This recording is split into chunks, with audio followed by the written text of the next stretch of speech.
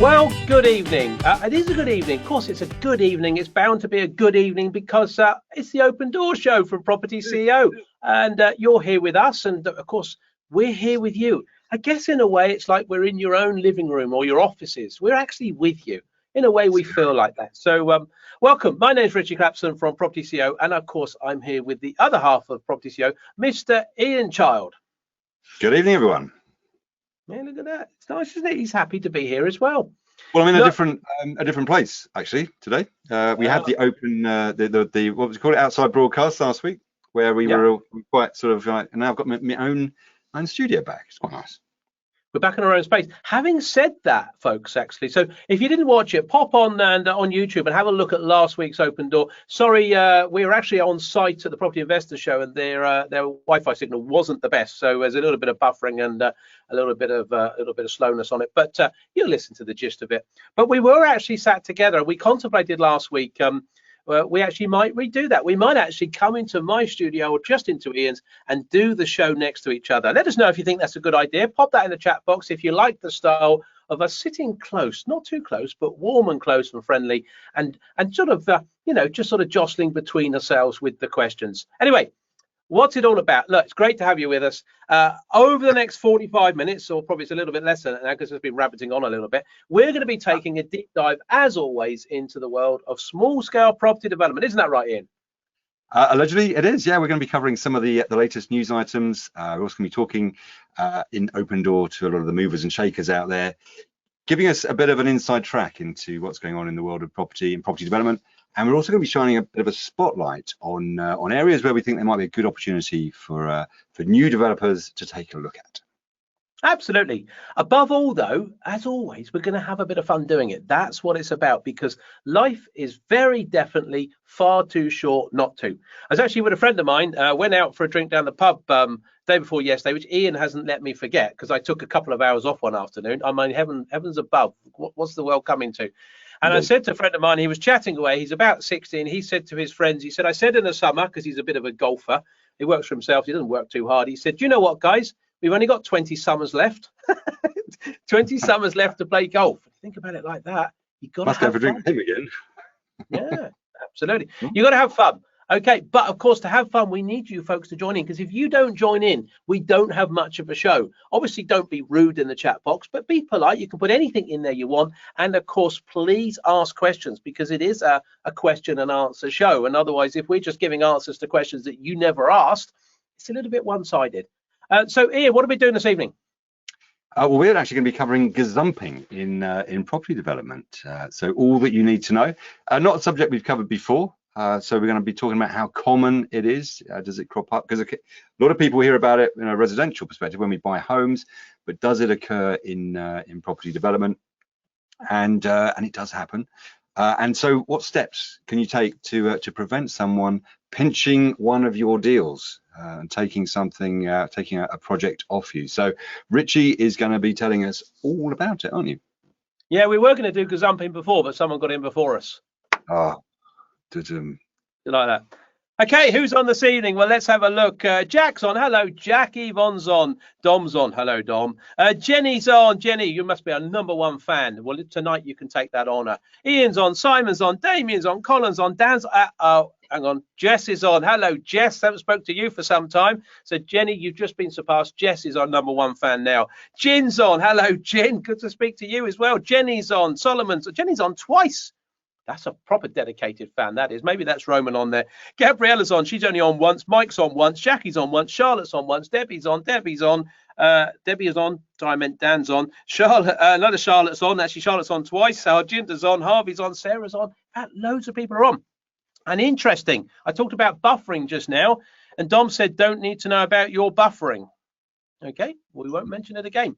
Yvonne says, yes, be together, ! And Jenny says, hi, guys, nice to see you again. Oh, Jenny, that's very kind of you. Definitely a good idea to see you in the same space. Okay, well, we'll have a think about that. And she also says 4,160 weeks equals 80 years. Oh, very good, Jenny. Good at maths. Maths is always good to bring into the show. Good evening, gent, says Jack. The other Jenny is Roman. Well, I always thought it was. Never mind a bit of cross-dressing. We don't mind that on this show. Happy to do it. Good evening, gent, says Dan. Right. before we talk about gazumping, Ian, have we got any news this week that we could share with our wonderful CEOs? We've got a little bit of news, yeah. So what's been going on? I'll take out a few bits and pieces. There was an interesting article I read in Planning Resource from a chap who's Cliff Hager's name is, and he's been talking about the levelling up process. Obviously, we've got Michael Gove, who's now the head of just about everything, but including levelling up and housing. And what he's saying is that, and I think there's a common theme here, that we need to be building neighborhoods where everything is within a 20-minute walk. So they're called, unsurprisingly, 20-minute neighborhoods. And basically, it's something that the Town and Country Planning Association has been talking about, and it's effectively where everything that you pretty much need is literally within a 20-minute walk. So you can either walk to it or you can cycle to it, and therefore, as a result, all of our, the environment is much more protected. Intriguingly, though, in Paris, apparently, they have a similar scheme, but it's called the 15-minute neighborhood. And they speculate that the French people, basically, they've either got less stamina or they walk more quickly. So there we go. So interestingly, they reckon that there could be some benefits for developers prepared to take on the challenge. So there we go, 20 minutes, the 20-minute neighborhood. Just an update on property transactions in September. So this is the last, or was the last chance saloon to get the benefits of the stamp duty holiday. It pretty was a bit slim pickings in September, because most of the sort of lion's share of the advantage ended a little earlier, but it still caused the property transactions to be nearly 70% higher than 2020. So it was basically another bumper month. The industry speculates not unreasonably that we're going to see a bit of a dip now, a bit of a plateau. We did have that in July, after I think it was the end of June, when the lion's share of the stamp duty holiday came to an end, and then in July it fell off a bit of a cliff. People were surprised that it came back in August and September, but now I think, no surprise, October we're going to be a bit of a dip. But there is a lot of really positive market sentiment out there from the agents. I mean, okay, they talk things up a bit, but they're seeing a lot of demand, a lot of people that haven't been able to get on and simply because of lack of supply in the market. So they're not expecting things to fall off a cliff. So a bit of a plateau next month, but they're still seeing strong demand, and things are likely to continue into 2022. So hope springs eternal with estate agents. No news there. And then the final one is one that caught my eye. London's thinnest home has been on the market for only. I could fit into that. Say again? I could fit into that because I'm quite slim. Yeah, I was just thinking that. So it's been on the market for £800,000. And no one wants it, apparently. So you've definitely got a chance. It's located in the middle of South Kensington in London, and it's a 2-bedroom flat. And at its narrowest point, it is 6 foot wide. So there you go. But it does have some redeeming features. It has a generous private terrace, which is 10 meters by 1.5. So sort of generous in one direction if you fancy a bit of a walk. Unfortunately, though, the reason that it's only 6 foot deep is because it's slap bang next to the tube line. So absolutely amazing transport links, but a little noisy. But there you go. So get in there quick, Richie. You could snap that up. 800 grand. I reckon they could take 7.5. I think that'd be cool, because I think it's a less than 20-minute walk to all the amenities. I think you've got the rumbling of the tube, and we all know that's a bit like womb music, and womb music sends us babies off to sleep. It sends us off to sleep. That's why people have these sort of waves crashing on the shore type thing. So that sort of noise could send you to sleep. So I think it's a scoop. I think it's a scoop. Fantastic. Okay. Good stuff. Blimey, people, look, Ramika, you're late. How come, Ramika, you've turned up late? Tara, you've turned up late. Unbelievable. Give yourself 15 lines. I will not turn up late again for open door. Unbelievable. You're always going to get called out on this. Anyway, let's talk about gazumping, shall we? How common is gazumping is the question that we posed. Okay. What steps can you do to prevent gazumping? That's the question that we put out there. And of course, have you ever thought this could happen to you? So gazumping. I mean, what is gazumping? Well, gazumping, first of all, is you put an offer in, you put a proposal in to buy our 6 foot wide, 750 or 800,000 pound house. Well, let's say we bid 750, and it's all agreed. And then what happens? Lo and behold, Ian comes along and he outbids me at 800, and I thought it was mine. I've ordered the furniture, I've instructed my solicitors, I've got my heart set on it, and he's just gazumped me. Now, that's gazumping. But first question, I guess, is that many people say, is it legal? Well, unfortunately, it is totally legal. Yes, it is legal. Okay, it is legal to gazump someone. Sounds like it shouldn't be, doesn't it? But it is legal. And that's because ultimately, the agreement that you do to purchase the property, so the purchaser with the vendor, is not legally binding until the contracts are written and exchanged. That until you get to exchange. So all the way up to exchange, you are in a position where you can be gazumped. Okay, that's absolutely possible.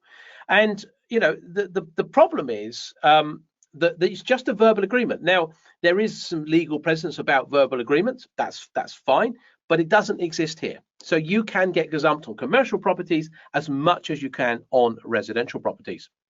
Now, what I would say, a good agent, okay, will not encourage, will actually discourage gazumping. But it's not normally the agents. It is, there are a few unscrupulous agents, I'm sure, out there. But generally it's not the agents. It's more often it's the vendor, because the agent is obliged, probably by their contract and probably in law by the way they do it, to submit all offers in writing to the vendor. So if I've offered 750 and Ian knows the property is still available, he might offer 800. And so the agent is obliged to put it forward to the vendor. And then the vendor says, well, hang on a minute, there's another £50,000. I like Richie, he's a good-looking fella. He's a nice person to be around. But Ian, not so keen on him, a little bit drab, not such fun out on an evening, but he's offered another, just for example, obviously we know this is not true, he's offered another £50,000. Money talks, doesn't it? You know, extra £50,000 you've got to spend an evening with Ian, even I'd consider that. So there's little you can do to get over that. In the way that sort of works, they have to put it forward. So the question is, that's gazumping. It's legal, it happens. How do you guard against it? I guess that's what you want to know.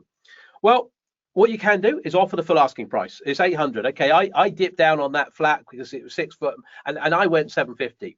Well, what if I went 800? You know, if that's what the vendor wanted, he's much more inclined not to listen to anything else. Oh, great, I've got my money, I'm happy, let's go for it. Okay. Now, what I would say is when you do that, whether it's a full asking price, because that can help, but even if it's not, or even if it is, what I would suggest you do is make sure your offer, if it's accepted, because this is the point, you're only gazumped when your offer is accepted and then your offer's thrown back out, is make sure that the property is formally withdrawn from the market. Because if I bid on that 6 foot wide house, those that's just joined late, you won't know what I'm talking about. That's your own fault. You have to go back and listen to the replay. But if I bid on the 6 foot wide house, okay, and then it's withdrawn from the market, sneaky little purchasers like Ian, he won't know that it's available, okay, unless he saw it and then, oh, it's gone, it's sold. I thought I saw something, maybe I didn't. So you get it formally withdrawn. Your offer always should be on the basis, that's my offer. If it's accepted, I want it withdrawn from the market. That's the first thing. That's a great way of really pinning this down. Another thing, okay, get a formal agreement in place. Get something in place which is between you and the vendor. You know, obviously it instructs them to take the thing off the market, or also formally instructs, so you get the vendor to instruct the agent not to submit any more offers, because otherwise the agent's obliged to. So, you know, you've got to get that legal position that we basically want first refusal. You know, our deal is on a first refusal basis. We've got to obviously get to exchange. But during that time, we wish you to instruct your agent that you're not going to accept any more offers. The agent says that's fine. You can put them forward. The agent might list them, but he's not obliged to put them forward to the vendor. So there's a legal agreement that you can do. Now, I think more than that, okay, number one thing, get it off the market. But other than that is be prepared. Okay, be prepared. So I'm going to bid on the 6 foot wide house. I've got to get my solicitor lined up. There's no point bidding and they go, yeah, it's yours. And they go, oh, blimey, hang on a minute, I better get hold of a solicitor. Get your solicitor lined up. If you're new into this, and this might be your first deal, have a solicitor, sort it out. You know, we have so many people don't have solicitors. I mean, our students know, and there's a lot of our students on this evening, we bang it into them. You've got to get your solicitor lined up. You've got to get them in place, because when the gun gets fired, you've got to go. Have them lined up. Get as well your funding lined up. So don't win it and then go, oh, blimey, yeah, I need a broker, I need some funding. Okay, because that's going to slow the whole thing up. And if you start getting asked questions, oh, who's your funder? Yeah, don't know yet, come back to you. How does that look? Doesn't look too good, does it? So build those relationships well in advance. Okay, don't take too long to get your surveys done, because you've got to get in there and get your surveys, whether that's a structural survey, whether it's a surveyor, whether it's a valuation. Get all that in place. Get it lined up. Know who you're going to use. Oh, structural engineer, I haven't thought of that, I better find one. Line all these things up so you're in there, bang, bang, bang, you know, so the vendor sees stuff happening. When the vendor doesn't see things happening, they get a bit nervous. Then they're tempted to listen to Ian and his little 50 grand extra offer trying to gazump me. Other than that, they don't want to listen. Oh, this is all moving forward. Okay, and with it as well, make sure you figured out how you're going to purchase it. Is it through an SPV? Is the SPV set up or lined up ready? You can get one overnight. You can have an existing company that your accountant's got, rename it. It's done. But have you even got your accountant? And what's the tax implications? Oh, my word. I was going to buy it through an SPV, but I've got to get my money out of my SAS.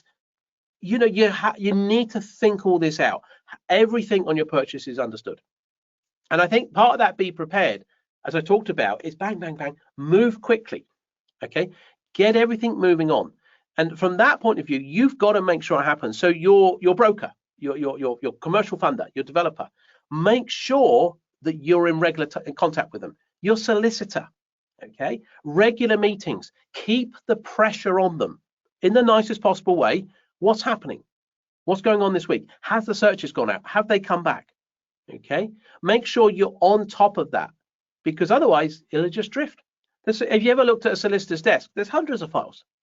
You just need to make sure you're always up there. They're always looking at that. So keep the pressure on, keep everything moving, keep that liaison going. Make your solicitor well aware. I'm going to speak to you every week. I want to see where things are at. The seller may enter an exclusivity agreement. So you could have another agreement. You could get that in place. So just think about that. That's another way you can avoid it. I guess as well, you can, if you want. I mean, you could gazump the gazumper. There's a bit of satisfaction, isn't it? So if Ian goes for 800, he's gazumped me. Bang, straight back, 810. Yeah, put that in your pipe and smoke it. So you can gazump the gazumper. I'm not sure that's really where you want to be, but it is possible. Okay, play them at their own game.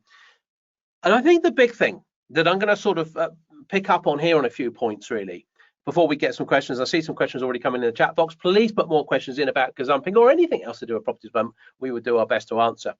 So I see some coming in. Please add more. Sell yourself. Okay, not the offer. So just think about this. We're going to go for the 6-foot house, 6-foot wide house. Okay, I've gone in on a 750 bid and I'm selling me. Okay, this is about me.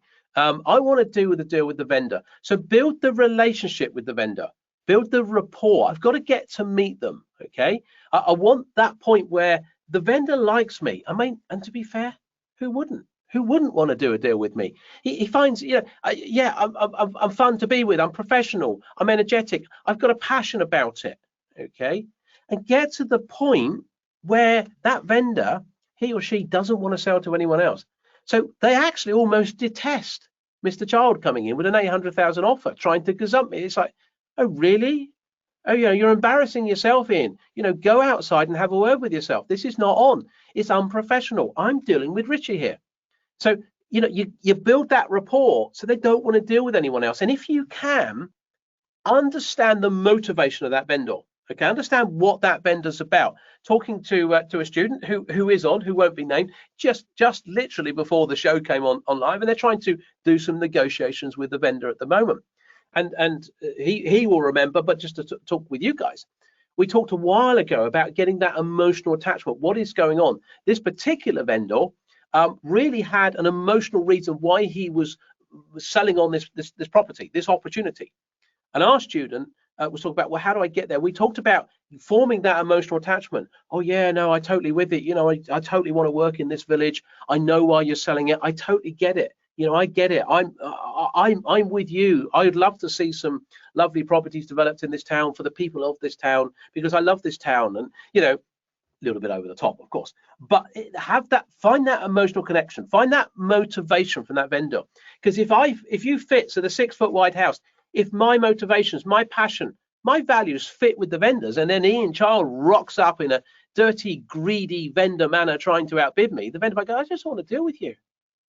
Can you see that? Can you picture that? You just won't want to deal with Ian, would you? You wouldn't, full stop. Okay. I know we're role playing, but I mean, it's an easy one to play this game tonight. So just make sure you build that relationship. And I guess, you don't come across as the greedy developer, because you won't get there. So I think if I try to sum that up, first thing, get the property off the market. That's part of my deal. 750, that's my offer, and it gets removed from the market. That stops most things. If you can get the legal agreement in place that the agent does not have to submit any offers, then we cut it out. And then be prepared, move quickly, get everything moving forward. So there's always action, week, everything going on. If it slows up, keep the vendor informed and get to the vendor and build that relationship. I would say that's your number one tool in your box, is build that relationship with the vendor. There we go. Bit of stuff on gazumping. Excellent. Didn't realise I was going to be cast as the baddie in that particular one, but nothing personal. Nothing personal. No. It's just role play for the benefit of getting the message across to our little family of CEOs here. Shall we take some questions? Let's take some questions. Do you want to pick the first one? Seeing as you've got a little bit all upset and bent out of shape. I haven't been bent out of shape. No, I can accept role play in the in the way it was intended. Go on and go for a question. You answer the first question. Let's see. Let you have the show to yourself for a minute. Just a minute. Okay. So I can see one here from Sadie. Good evening, Sadie. I can see the principle of getting funds lined up, but how can you do this before you have secured the deal? Okay. So yeah, of course, money is the petrol that goes in the fuel tank for any development deal. So we need to get our kind of ducks in a row. So you definitely don't want to be leaving it until you found the deal, quite often, because of course deals can move pretty quickly. So you want to be able to have all of that lined up as far as you can before you take the plunge. So there's a couple of angles of attack. The first one is your commercial lending. So typically you will be borrowing up to 70% of the asset purchase price and 100% of the development funding. So you'll probably be going to, I guess it will either be to a commercial lender, which you'll be normally going through a broker. You may be going to a crowdfunder or something like that. Either way, sort of same rules apply. Get in early, be able to have your brand ready so that they can see that there's a credible person here, a credible business. And I think also be very eloquent when you're talking about the sort of deals that you're going to be looking for, what you're hoping to achieve. As you can imagine, massive part of what we teach students here is how to kind of engage with on the money side, on the financial side, both with lenders and with private investors, which seems difficult to do when you've not done it before and you don't have a track record. But actually, with the right tools in place, is relatively straightforward. And the broker's on your side. The broker's looking to find you a deal, but you can certainly get decisions in principle from lenders. So if they know what you're looking for and you tick enough boxes, then for sure they'll want to see the deal.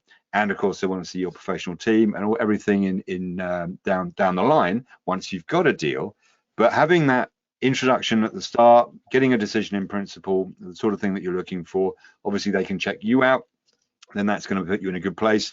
And I think with investors, again, you can get out there and get yourself introduce yourself to potential private investors. The one thing I'd say about private investors is that you probably want to have more private investors lined up than you think you need. So if you've got a figure in mind for the amount of private investment you want, you probably want to just add maybe 50% or so to that, just in case, because private investors, it's easy to say yes in principle, but when it comes to actually parting with the cash, they don't always come good. So have a few more than you need, and yeah, you should be in pretty good stead. But you can do a lot of that out of the blocks before you actually find a deal. There you go, Sadie. Hope that helps. Good stuff. Good stuff. Dom says, buffering and now role play. Am I on the right show? You are, Dom. It's fine. It's property related. Helen's question. Helen said, you said gazumping is legal. How can this possibly be? It seems crazy. Helen, yeah, it does seem a bit mad. But that's the way it is. I think what you've got to try try and work on is professionalism, and it's not as common as you might think. It does happen. It's not so common in the commercial world. Residential world is much more common because it's sort of a once purchase and that's it. You don't want the reputation of that developer is going in, trying to gazump people, trying to do people over, because most people in the industry, I mean, look, let's not beat around the bush. It's a tough industry. People will stab people in the back, but a lot of people are very professional out there and would try and operate with the utmost professionalism. So most agents, I can tell you that I know, don't want to get a reputation where they're involved in that sort of thing and try and discourage their vendors, their clients from doing so. They would try to say, no, look, I'd stick with this. Richie's good. He's a good guy. He's going to follow through. I'd stick with this. So I think most people are okay.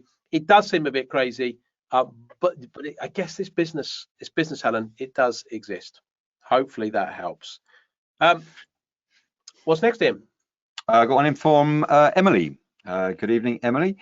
She asks, love the discussion tonight. I hadn't even considered it. My question, we have no control over searches and how long some of these things take to purchase. So how can we make sure this all moves quickly as you suggest? Well, to be fair, Emily, I didn't suggest it. That was Richie. But I think the basic tip, as Richie mentioned, is really to keep on top of your solicitors.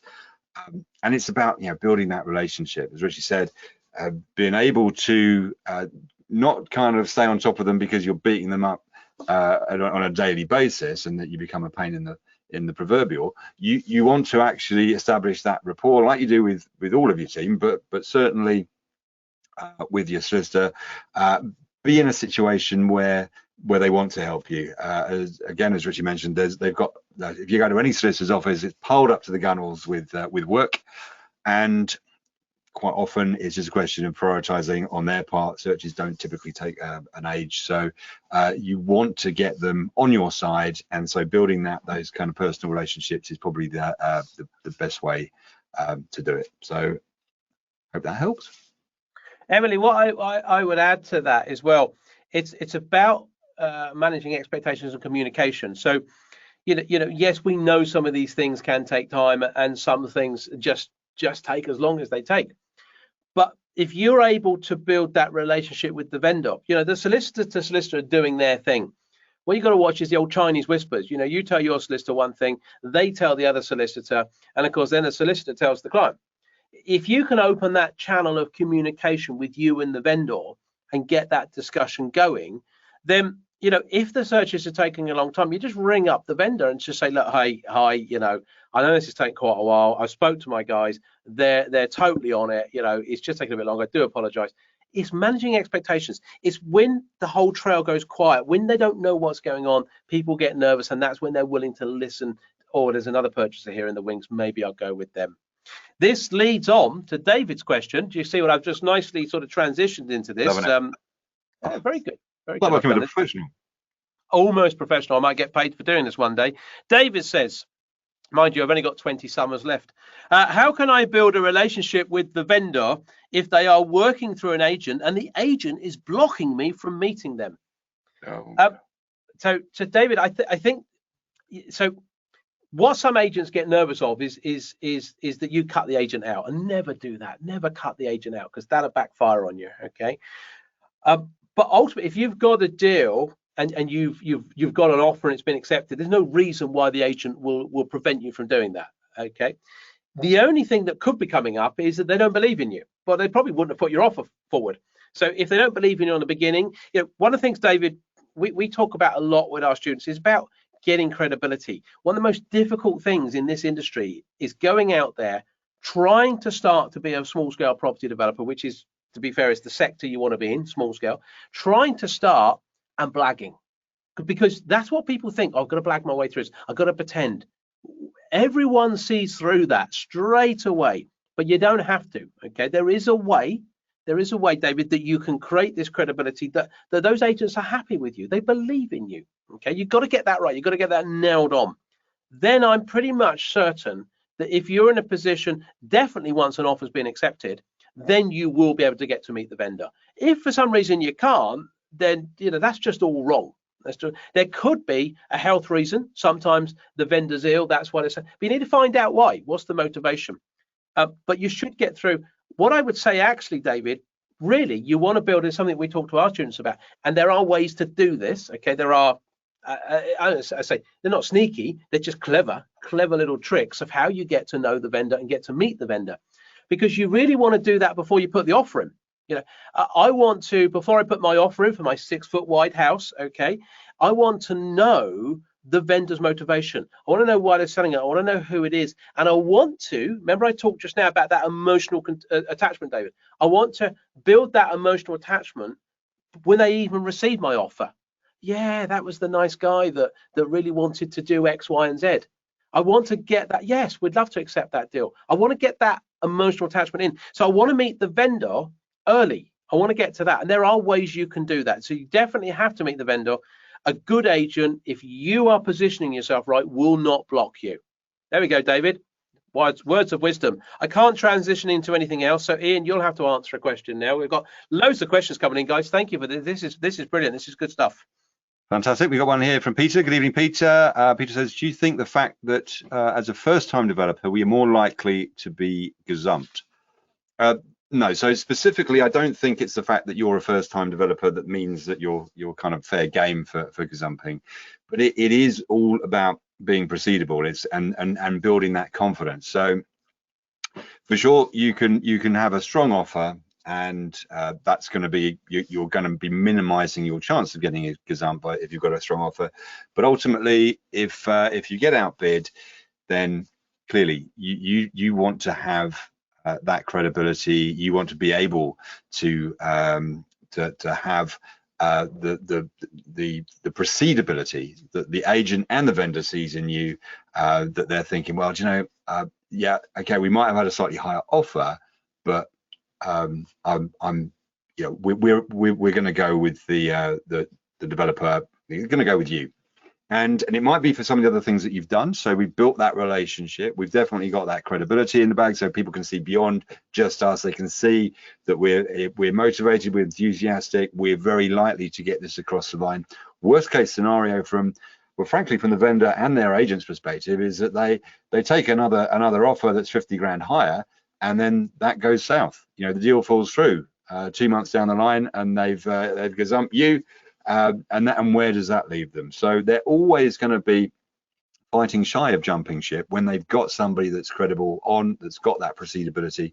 And I think, again, referencing what Richie was saying at the top of the show, you can put some of those things in place that secures them. You know, get them to take it off the market, and get that exclusivity agreement. So there's definitely a few things you can do there, but it's not going to be just because it's your first property development deal that you're at risk of gazumping. There's certainly loads of stuff that you can do to make to minimize the risk of that happening. And just talking about taking it off the market, if I can transition straight into Jamie's question. Cool. Jamie says, yeah, amazing. I'm doing well. I might even start a chat show. Maybe I could start a chat show. Training? Huh?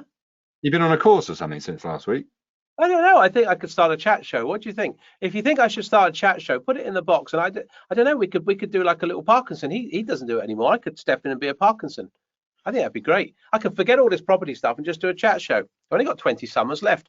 Anyway, Jamie says, how easy is it to get the agent to remove the property from the market? Surely they will want to leave it there to try and get a better offer. Now, Jamie, this is the point. This is the point about you putting your offer in. My offer is subject to this. So if I'm going to go up and offer 750, this is where you've got to hang on a minute. Let's just stop the show. Let's just stop the show a minute. Look, this is we've been on the show now for 35 minutes, guys. Okay, 35 minutes. We've only got 10 minutes to the end of the show, and Roman's just turned up. Roman Richards literally just turned up at 25 to 8. 10 minutes left. I mean, that's just. I mentioned Ian was embarrassing himself earlier. You've embarrassed yourself turning up late, and don't think you're going to just slide into the show and get away with it. Next week, turn up early, be on time. Unbelievable. Sorry about that. Anyway, look, the point is, if I'm making this offer, Jamie, when I put this offer in, I'm going to say this offer is subject to your removal from the market, because this is about you positioning yourself. We talked just now about, Ian's mentioned it, I mentioned it, about positioning yourself with credibility, getting that in place. Is you say, I'm not, guys, I don't want to mess around here. Don't mess me around. I'm going to go for this. I've got the money. Okay, I'm going to commit to this deal. So if I'm going to commit to this, your commitment for me to put my money here, because I've got lots of deals, guys, but I quite like this one, on the basis that you take it off the market. That's part of the condition. And now I would say that, Jamie, any agent that says, yeah, I can do that, but our vendors instructed us, they will accept your offer, but they've instructed us to leave it on the market. Now you know they're playing games.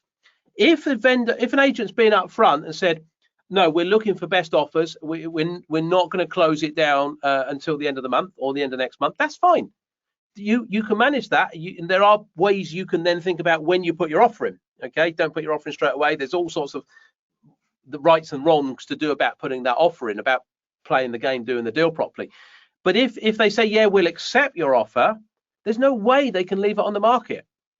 And if you go, oh, leave it on the market, oh, okay, you just make yourself look like a newbie. So you just don't accept it, Jamie. You just don't accept it. Look at this. Jenny says, Jenny, I think it's Jenny. She says, absolutely, you'd be fabulous. I think that's me about doing my Parkinson chat show. So that'd be good. I'm looking forward to that. Ian, what's the next question? The next question is from, where has it gone? It's Suzanne. Sorry, I was slightly distracted there by you and your chat show. Do you need to use a specialist property lawyer if you are a developer? Well, funny enough, we have had in recent memory a couple of property lawyers on the show, and I'd definitely recommend that you take a look at those. So we had Tim Bishop and Paul Sams on. Tim Bishop actually only 2 or 3 weeks ago. And they were very much extolling the virtues of having a specialist property lawyer. I think the thing is that if you go for somebody that does a solicitor that just does sort of home conveyancing, I mean, it's like a lot of things. It's like if you hire an architect to do a job that they've never designed before. You know, they're an architect, so of course they could turn their hand to it, but it's just not their area of specialism, and they won't know all the ins and outs. And it's the same when it comes to a solicitor. So I would say absolutely make sure you get yourself a specialist. Make sure that you're kicking their tires pretty thoroughly. Make sure that they've got some property development clients, and also have a quick look at Tim and Paul's contributions on Open Door in the previous episodes, because they came up with some great tips about the approach that you should take when you engage with a property solicitor, and the sort of questions that you should ask. So there we go, Suzanne. I hope that helps. Colin says, you're a natural, loving the show. Well, Colin, we're loving the show as well. We love doing this and we love you being here. And Roman says, I've been here since 6:55, or are there 2 Romans? No, there's not 2 Romans. And Roman, the trouble is you're just not listening. I said Roma. I didn't put the N on the end. Okay, so that's the difference.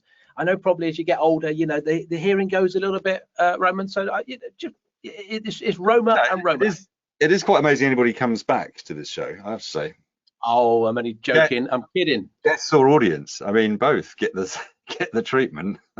Roma, Roman, whatever you call yourselves out there, we love you all. We love you all. Jin's put an interesting comment, which is good. He says, because we're talking about, doing the deals and sticking to things. Jin says, always stick to your figures. Numbers need to add up. Don't get into a bidding war. Double check your figures. Okay, really, really good point. This is someone else might be overpaying or have a different plan and can get more out of the project than you can. Okay.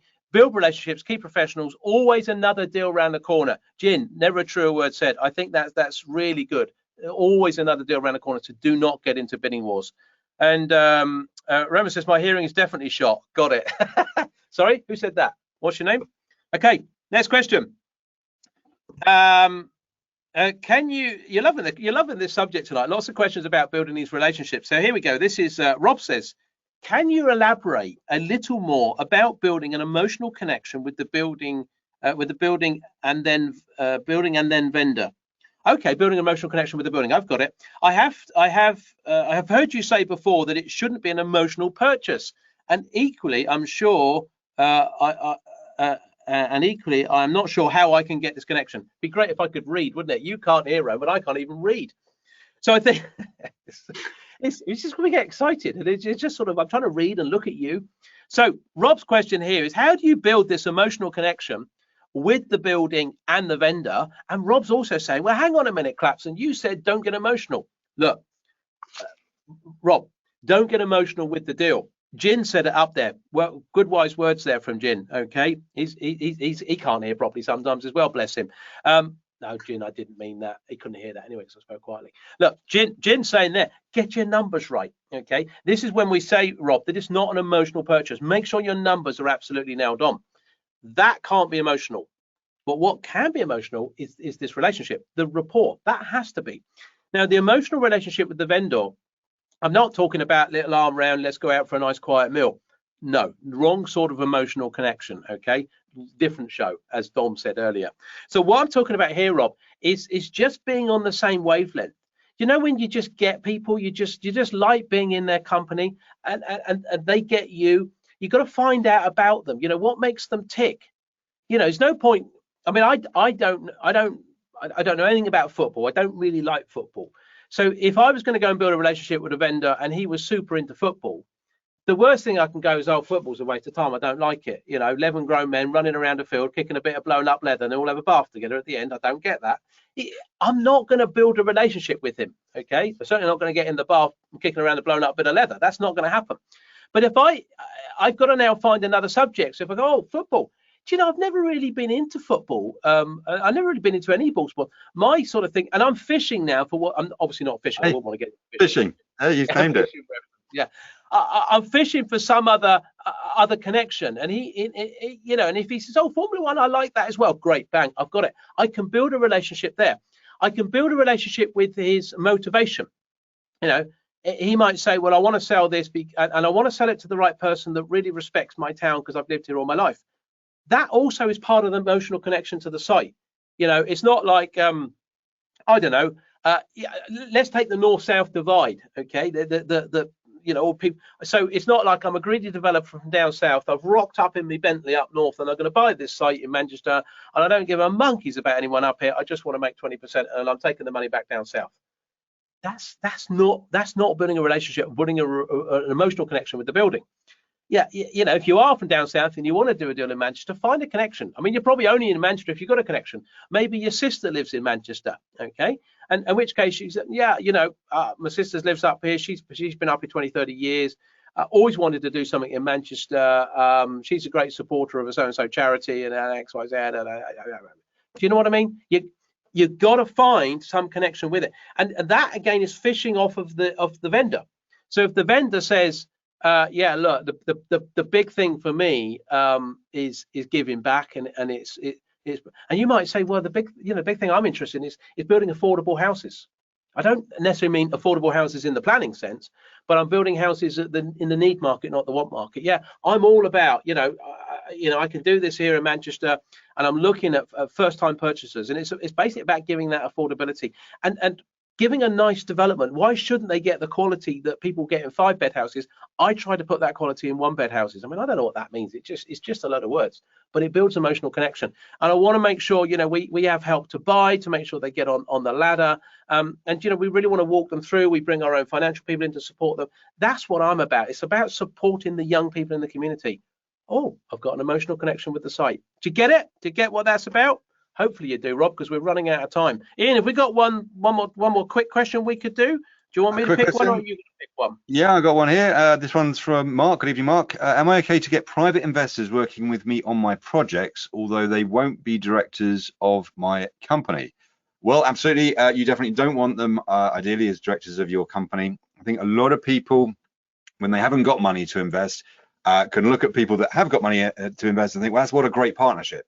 But the reality is, as a private investor, you can probably expect to receive circa 8 to 10% return on your cash, just as on a straightforward loan agreement. So that's your interest would roll up and get paid at the end. And yeah, they're not then part of your business. Those people that have those straightforward loan agreements, yeah, they're not a decision maker. They don't take any risk. Effectively, you just pay them back at the end. And normally that is the most cost-effective way of arranging loans, because obviously if you have to give away half your profit away to somebody, then that's going to be a big dent in the share that you're going to get. Make sure you know the FCA rules regarding private investment and how you go about approaching it. But yeah, certainly I would say private investment, way to go is straightforward loan agreements rather than having an equity investor, a sophisticated investor on board. There we are, Mark. Hope that quick answer answered your question. Good stuff. I remember the last time you were trying to do a quick answer. We had we do a live Q&A every Thursday morning for all of our students, and Ian's first question this morning, which was a quick answer, went on for about 15-20 minutes. So most of the students logged off, got a cup of tea, come back on. He was still going on. Anyway, folks, that is the end of this week's Open Door Show. Please pop in the chat box if you've enjoyed the show, if you love the banter, if you love what we talk about. Please put it in the chat box. We do this show for you. We do it for free. We're trying to get knowledge and content out there in a fun way so people enjoy it. They can decide whether property is for them. If you're in property, you're going to get some useful nuggets, hopefully, on every show. And if you do enjoy it, please let us know in the chat box. Next week's show, are we going to do next week's show, Ian? Are we going to come back next week? Just as well. I don't know. Are you doing your? You seem to be sort of going out on your own, actually. Ian, I wouldn't. Parking. I know a jest, Ian, but I couldn't do it without you. Well, according to some of the comments, apparently we've got to squeeze into the same studio. Yeah, well, that'd be fun, wouldn't it? Okay, next week's show is on Thursday, the 28th of October, at the same time at 7 o'clock. And we'll give you an announcement what we're going to be talking about. We have a subject lined up, and it'll be announced next week by email. So please look out for that. So what are people saying about the show? Let's see whether they enjoyed it or not. Jamie says, love the chat, love the banter, and some golden nuggets as always. Thank you, Jamie. That's great. Great show. Thanks, Rich. And Ian says, Jess. Well, Jess, thank you very much. Have a great night. We haven't left yet. That's from Jin. I think, oh, he's gone. By the way, he's gone. Great show, guys, says Dan. Damien says, thanks, guys. Great entertainment. Don't present together. The proximity might send one of you over the edge. Damien, that's a good point. I feel almost going over the edge as it is. Jenny says, good show tonight. Again, great session, guys. See you week after next. And that's one of those is Jenny. One is Roman because they've logged on under the same reference. Liam says, fantastic show. Absolutely loving it. Mike says, my first show ever. I will be back again next week. Well, that's a coincidence, Mike, because so will we. See you next week, everyone. Cheers now. Good night. Bye.